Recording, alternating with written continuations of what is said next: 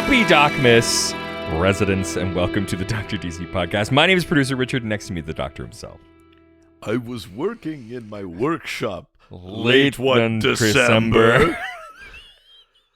Okay. When my elves beheld a scary member Oh, no.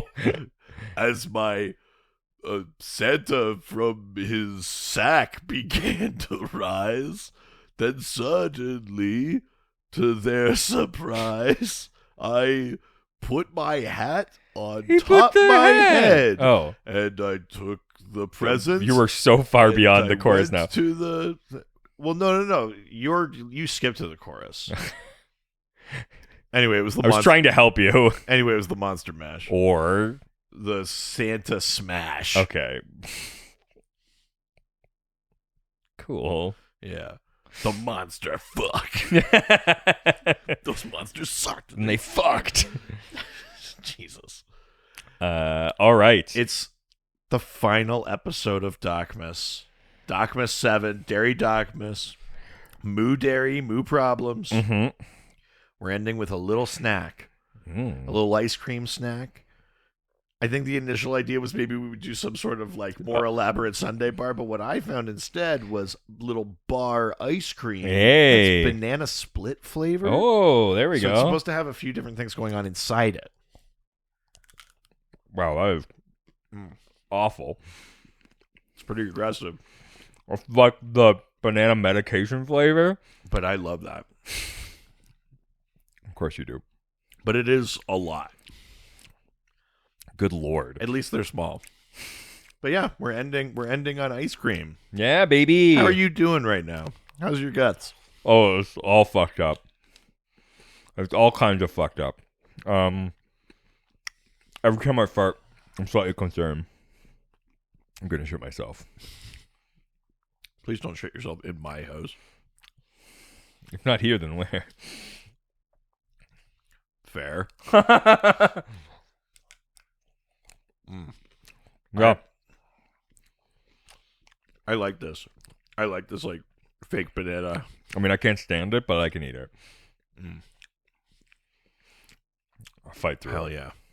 So it's the 12th episode. Uh-huh. Last year was a weird year. But we're back to a tradition, Yeah. a DocMas tradition, which is that on the final episode, we don't really answer questions particularly, No. but we do read a Christmas story. Yeah, that's right. Something that warms the cockles and makes you feel the season. Jesus. It makes you feel the season. Oh my God, with its cockles. Jesus. And this year, I decided we should read Hitman number 22. From 1997. Not that big of a jump from fucking Lobo. It's written by Garth Ennis. Well, that makes sense. Art by John McCrae and Steve Pugh. Colorists are Carla Feeney. Pew, pew, pew. Heroic Age, lettered by Willie Schubert. Edited by Pete Tomasi and Dan Raspler. Yeah. Hitman 22. On the cover of this issue, Santa has a fucking gun in his mouth. Yep. And you're right. It's very much like only slightly milder Lobo's paramilitary Christmas special. Yes. But less, like, fun. Yeah.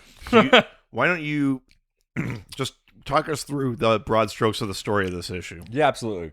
I mean, it's done very much in, like, a rhymey sort of the once at the night before Christmas and all through the house kind of shit. It's about... Basically, there's like a custodian that works at like a nuclear energy plant. Yeah. And he the whole thing is about like how this guy's a piece of shit and he hates Christmas and he hates everybody and he has got no friends and he's just like a piece of shit who hates everything. Yeah, I mean, I think in the initial few panels, you're almost meant to think he's gotten the short straw. He has a right to feel this angry. I mean, I never got that, but sure. But then by the end of it, you're just like, no, this like the book is like this guy was bad and he deserved what he got. Yeah. And so basically, it's like on Christmas Eve, and this like the whole plant basically is like about to head out for the end of the night, and a guy dressed up as like a Santa who's clearly like who works there, and like he's like someone from HR. Or yeah. He like shit. bumped. He like comes climbing in with everybody's like checks, like paychecks, like bonuses. yeah, and. He ends up like opening the door too quickly and knocks the janitor off of this railing. He knocks him full over the railing and into the open nuclear reactor. Yeah, I don't know if that's even the reactor. It's like nuclear waste. Yeah, it's something. Either way, it probably shouldn't be open. Well, even the guy was like, "I fucking told you to close that hatch." Yeah. And he flies, and as soon as he falls in, they're like, "Now, any normal person would have just like boiled alive in this." Yeah, but not this guy. We're not going to explain why, which I kind of liked. I mean, it's very comic-y. Yeah. And so then it is doing it in that rhyming thing. It's like, this would be the worst way to go. The worst kind of pain. You're boiling off flesh. You're melting your brain. It's like doing that kind of shit, which is kind of fun, actually. Yeah. And he jumps out, and he's now got like radioactive mucus powers or something. No. Well, I don't know if it's meant to be literal, but they describe him as having mucus for blood. But I always saw that as I read that as like when they say like the Grinch has termites in his soul. Yeah, but they made another comment about like they did say a different guy had fallen into the thing and turned into mucus. Yes. Yeah. So I don't know. Anyways, he's got this ability to like shoot radioactive like grossness. I don't know. It's not even shoot. It's just what he touches, right? Because he like he melts them. He's like, I could be a superhero, and he grabs the guy. The guy like totally melts into like a. The guy next to him is like that's more of like super villain shit. And this guy right away is like, yes.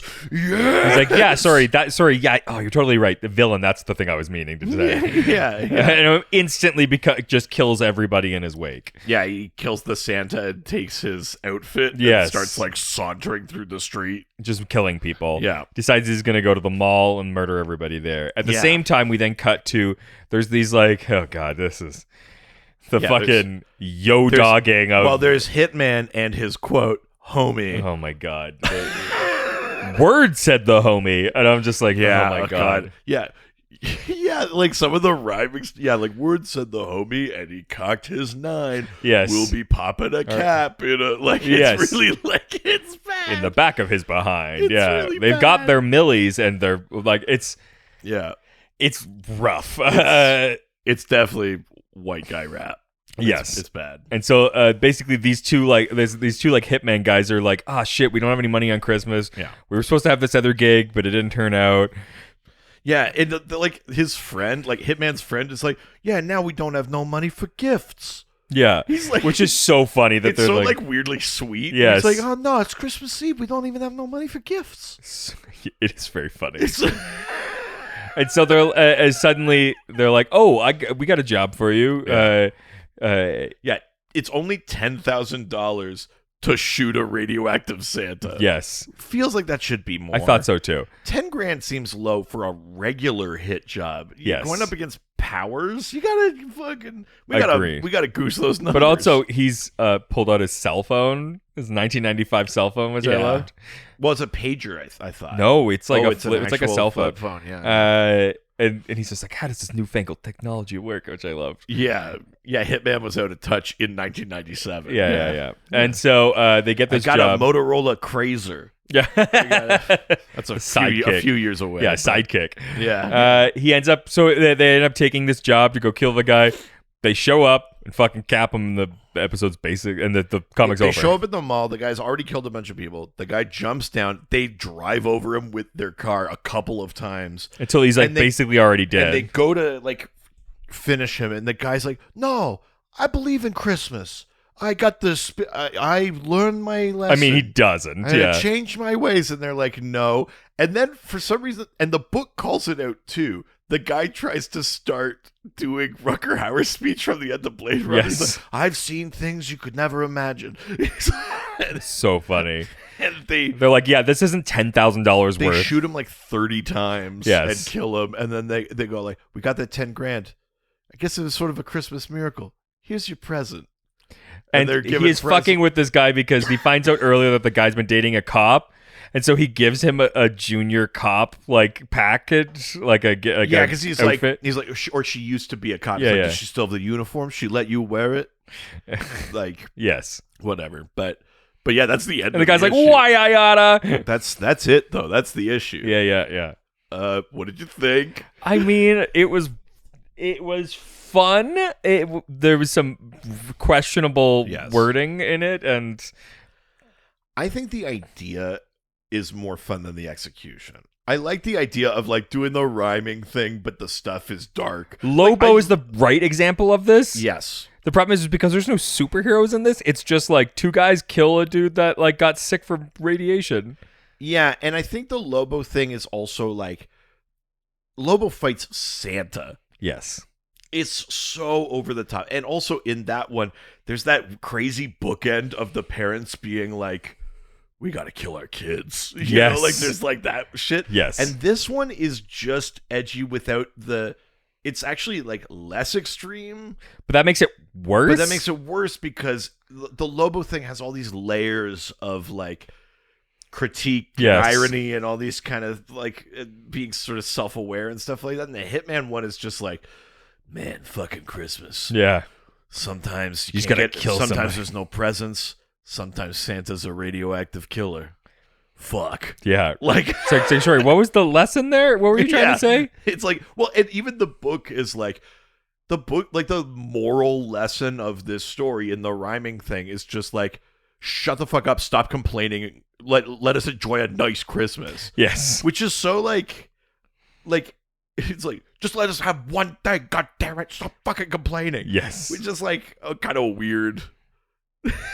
Yep. No, it's just a weird tone or lesson or whatever. It's a very like fake things to be concerned about 1997 book. For me, a weird thing about this book is that it somehow manages to focus on neither Hitman or the Santa. No, yeah. Like, we see the Santa become Santa. He kills a couple of people and he goes, I'm going to go to the mall and kill people. But then we don't see that happen. No. And then we go and see Hitman for a bit with his friend. They're like, I guess we'll take a job. And then they immediately kill the guy. And they go, I guess we're done the job.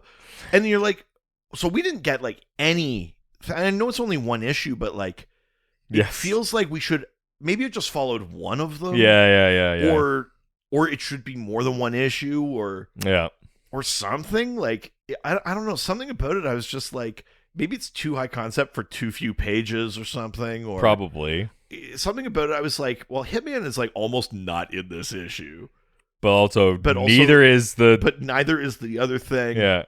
Yeah, it's just weird. It's a weird book. I don't really get it. I don't 100% hate it.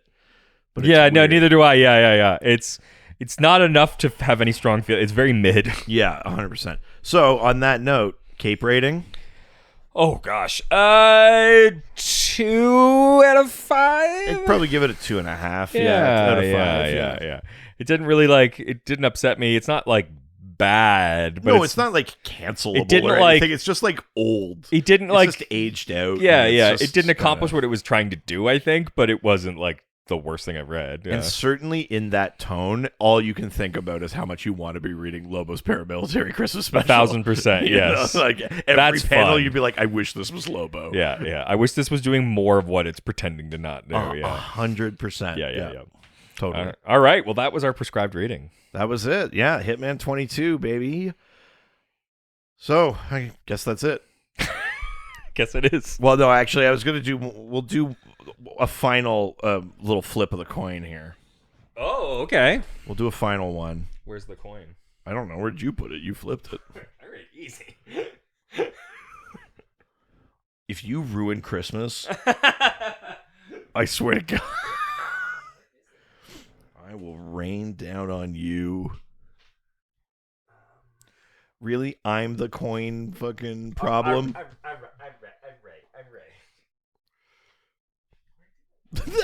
It's gone. Did you fart on it and it like disintegrated or something? It's around here somewhere. I just don't know where. That's okay. Well, I think I might still have the coin flip app. I do. So I'm going to use that app I used that one time. Coin flip. The question is... Oh, I found it. Okay, this is a question from... I don't like where you found it. This is a question from Bear. We're going to flip to see if we answer it. what would be the ideal DCEU going forwards in your opinion? So talking about the sort of film universe. Okay. So let's flip. Is that heads? That's heads. All right. So we know little tidbits, and we've heard a little bit out of James Gunn. What's your big hope for this new chapter for DC films and TV and stuff? I think that I would love a break from Batman. I know we're not going to get that because we have some Batman movies coming, and that's fine. Not much though, just the one. As far as I know. I'd love a break. I have a feeling the Superman we're getting is not what I wanted, but whatever. Really? Yeah. Oh, I sort of figured it's going to be exactly what you want. The comments that I've heard, it's still gonna be darker.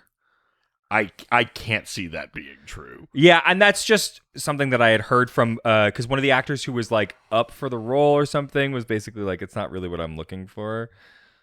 Oh, no, that's that Jeremy Allen. Yeah. Or whatever. But like also when you hear him talk about it, it's like I'm not even 100% sure that you were in the room. Okay. It doesn't even sound like it. Like it kind of just sounds like he doesn't want to do superhero Oh, movies, okay. which is fine. But Okay, because I mean that sort of weirded me out, but I have a hard time imagining that. They keep using like the colorful Superman font on announcements and I sure hope so. metamorphose in it. Like it can only be so dark. Yeah, I think that what I sort of hope is that we get a version of magical DC because we've never really gotten that live action. Totally. But in a way that doesn't feel like the first Suicide Squad movie. Yes, yeah. 100%. I want some of James Gunn's sort of like weird take on some stuff. I want them to take the lesson from Marvel and like go back to what they were doing, which is like take interesting risks on like important artists that like have interesting things to say and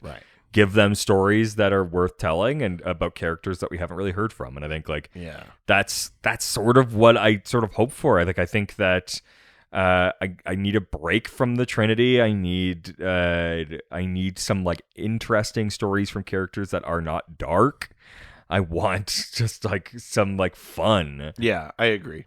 That's sort of it. Like, I agree. I mean, I think the thing I'm looking forward to is this like, animation and stuff feeding into like Creature Commandos. Yeah, feeding in and stuff like that. And from what I heard, like Cersei might be the bad guy in Creature Commandos, and might also be in Superman Legacy, maybe. Yeah, or at least at one point was a thought. Sure. So that might be kind of a gateway to some of that magic-y stuff, which is sort of fun. Let's cut the fucking budgets. I think that's a big part of it. I think we're at the point now where it's kind of unfair to expect every single movie has to make $1 billion because you spent $300 million on it. Stop spending so much money. You don't even have to. We know this. Like, sometimes, you can see it and it's great, but you don't have to. And that pressure is so unreasonable. Like cut a little bit out, spend a little more time on characters, a little less time on whatever the more expensive stuff is, and set it so that it's achievable. And it's just about like even Marvel, like it's not a DC versus Marvel thing because even Marvel's slowing down. I mean, they're the interest, the bankability, like that kind of thing. Like it was, sort of, there's like the speculator bubble has like popped a little bit on some of that stuff. And I don't think it's fair on directors or actors or studios even to be like, this has to make $1.5 billion or we'll never make another one. Well, and the problem with that though is like when you put those expectations, it forces the artist to have to make something that's so broad and big, and it's just like packed full of like fan recognition stuff. And I'm like, just make it's just classic studios learning all the wrong lessons from a thing. Yeah, something makes $1 billion, you can go like, well, it'll obviously make $1 billion again. Or if we double that, it'll make twice so much. Or something like that. Yeah, exactly. Yeah. And it's just like, no. What's good about this is like, do genre stories, do small stories. Like that's the stuff. And I think I hope that James Gunn got his like epics out of his system, because I know that was sort of a thing with like Suicide Squad and with Guardians of the Galaxy. He just kept trying to make bigger, more like epic stories. And again, sometimes that's great. And every once in a while you need those. And leave but those... not every movie has to or needs to or should be that. Looking at you, Snow White and the Huntsman, like not every not everything has to be a big battle. Yes, that shit drives me fucking nuts. I totally agree. I'm just like 100% agree. Just it doesn't have to end in a battle. Like just because Lord of the Rings was successful does not mean every movie needs to be Lord of the Rings. Maleficent. Yes, like that the fucking battleization of like modern movies. So true. I hate it. Yeah. I totally agree. Just 100%. Cool little quirky stories will go a long, long way. Look at early Marvel. Save your money a little bit and then put it into a Justice League movie eventually. Sure. You know, like that's where you could do that. But or like a Green Lantern movie, or like yeah. Put it in where like bigness is important. Like, but you know, like I'm about to say a movie that has its own inherent flaws, but like there's no way they spent more than $30 million making Constantine. Sure. And that movie will weather the storm of time so much better than fucking Batman v Superman. Yes. You know, and that's a story about magic. They can both be movies with flaws that have good things and bad things, that miss the point of a character but still kind of do a thing. But one of them is going to come out a lot more favorably than the other, and they also spent like a fifth of the money on it. So it's like, I don't know, just do that. Yes. That's sort of I agree. Yeah, that's how you fix it. Totally. I 100% agree. Okay. Well, that's that. Oh.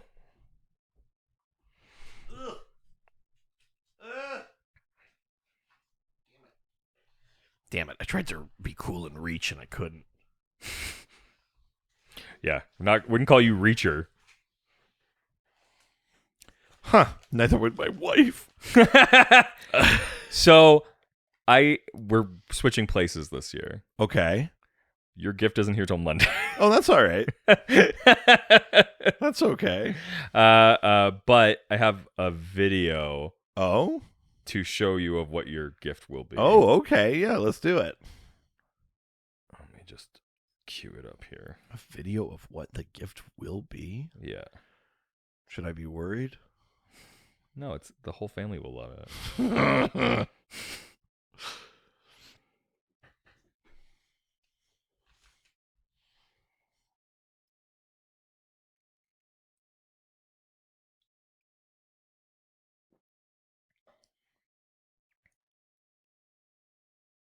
Okay.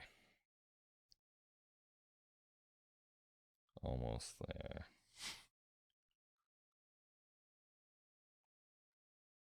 Let me just keep it. What? Where's this video? You go to the dark web? Hold on, no, it's live. There.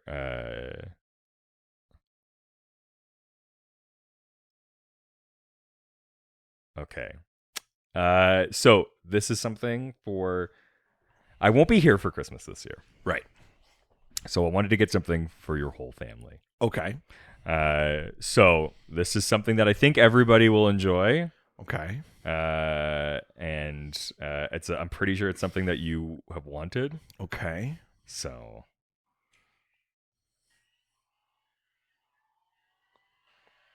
Oh, fuck. No way. Wait, for real? Yep. Holy shit.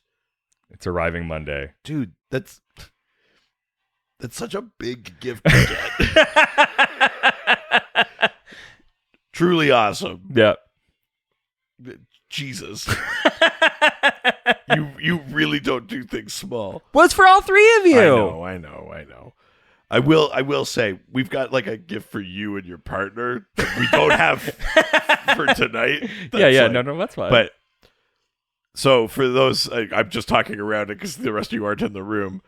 It's that like play it in your house Mario Kart Live home circuit. Yeah, that's crazy. Yep. That's gonna be a hit. Yeah, I figured it would be. That's gonna be insane. The whole family loves it. I love that. That's amazing. Yeah. Thank you. Yeah. Jeez Louise. So it was supposed to be here today, but it got delayed in delivery, so that'll be here on Monday. Good Lord, that's amazing. Yeah, so you're getting that. Well, what you're getting today is just your DocMas gift. Yeah. Like I said, we've got a kind of like from our family to you and your partner kind of gift for later. Sure. Like real adults. Ooh, it's like a private gift for later. But this is it's like a gift for me, my partner. But I want you to know, like, well, but here's the thing, like that gift. That's like, we collaborate. My wife's got ideas, and it all comes together. I want you to know that I got this for you.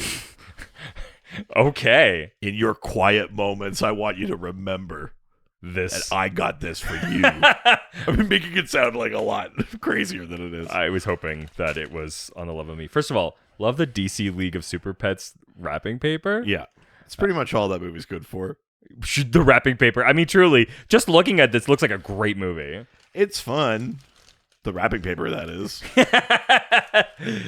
Word to my homie when I take this paper. I mean, it might as well. I like the super pig, the Wonder Woman pig. I didn't know she had a pig. She doesn't. Oh. That's the other reason why this movie doesn't make any sense. Because it's not actual characters. It's like, where's the kangaroo? Yeah. Where's Topo the octopus? So, part one of the gift. This is so funny. I almost bought this for you. They've been the gift of the magic. Yeah.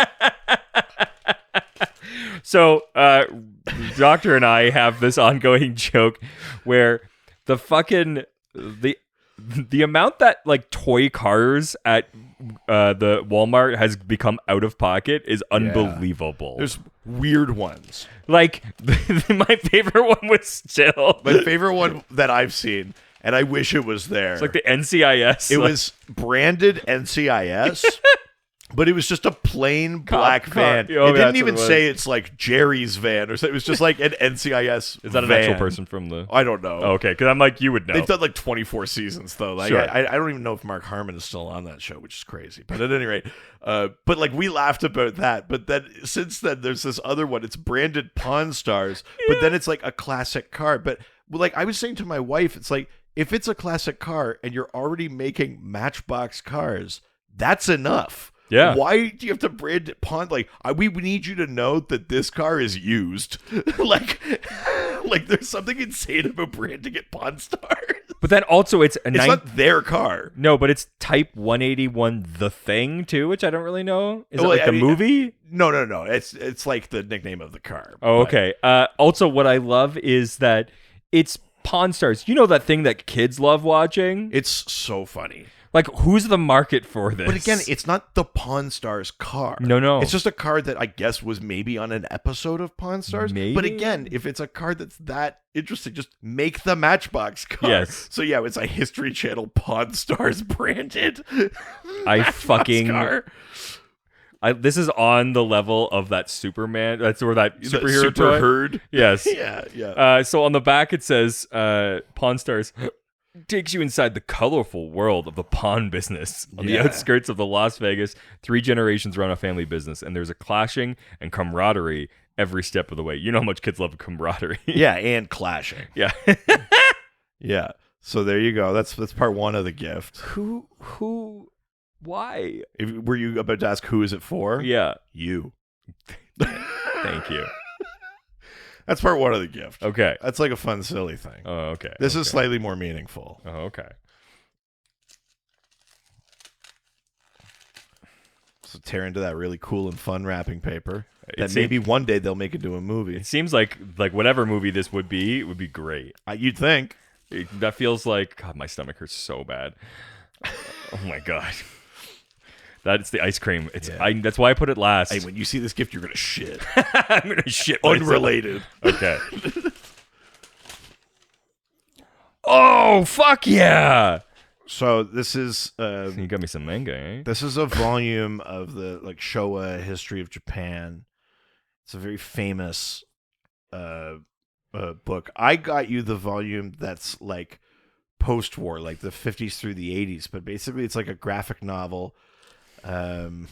that documents kind of like the cultural and historical shift of Japan, because I know you had a really crazy trip there and a really good time. They've got it. There's another volume that's like the wartime thing of Japan, but I thought you'd like this because it's 1953 to 1989. Picking up in the wake of utter defeat in World War II. I mean, yes, they but got 2 nukes dropped on them. That's pretty utter. Speaking of milk. Oh, yeah. I mean, yeah, I definitely had utter defeat today.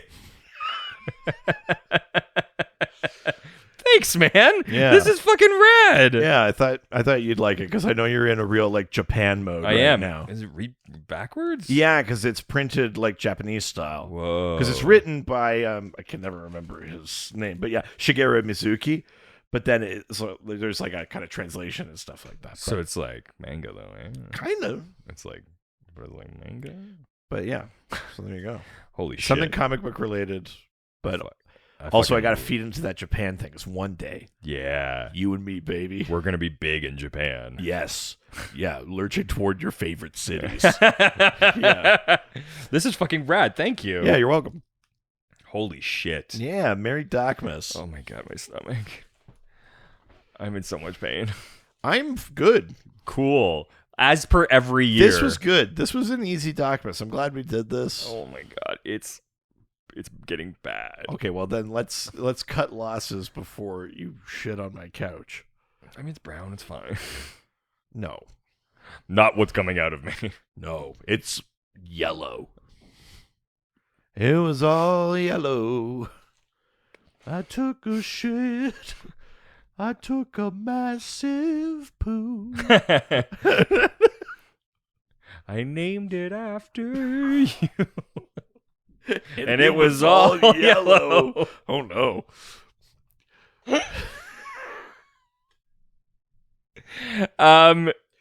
Just cold. All right. This is the last. This was the last episode of DocMas. We won't see you again until the new year. That's right, baby. Unless you're unless you're on Patreon. I think somewhere after this, the special, the Doxner special will come out. But yeah, there won't be a regular. Do I got to be there for that one, or I don't think you will be. Oh yeah, no, I can't be. No, it's okay. Me and Ryan have it handled. Nice. I mean, look, I was here for a lot less last year, so. But the 3rd annual Doxners are coming up, so there'll be that. But there won't be a new regular episode until the new year. And will I return? I mean, I didn't really think that was a cliffhanger. Oh my god, what a twist! Every year I gotta you know. Yeah, I kind of joked about it at the start of last year, but I think this coming year might be my last year. All right. Yeah. my wife came in and just broke that bit by being like, "You're not gonna give that up." Yeah, not a fucking chance. So, there you go. All right. Well, enjoy DocMas. Yes. Enjoy Christmas. No, do you know what? Just enjoy DocMas. Yeah. Put up with Christmas. Yeah. Hey, much like Reed's wife does with him. If you see a radioactive Santa, shoot him 30 times. As you would. Do your civic duty. In the spirit of Christmas. Hey, if someone's complaining about Christmas, fucking kill them. Yeah. Like Garth Ennis said to. Yeah. Unless they believe in your version of Christmas. Yeah. Kill them. That's right. That's what Garth would have wanted. Adios. Ciao, ciao. Heroes, they always fight for what is right. Live with danger and adventure, they are men of might. This was a Brain Freeze podcast.